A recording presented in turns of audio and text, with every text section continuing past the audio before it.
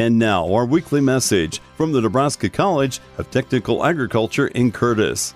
Hello everyone, this is Leah Schutz from Elwood, enjoying my first year as an Aggie studying diversified ag. Of course, I've always known about NCTA, but I didn't really know what to major in until chatting with a recruiter at National FFA. In my diversified degree, I've been able to focus on getting what I need to reach my goal of returning home to my family farm with lots of knowledge to contribute.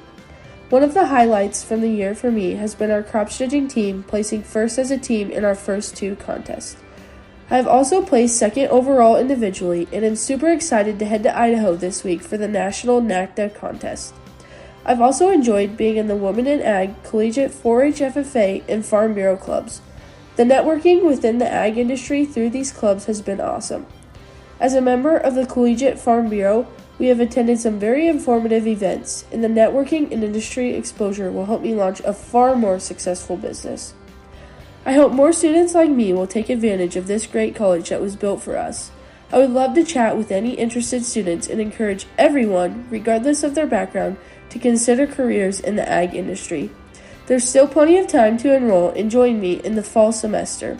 So visit campus anytime.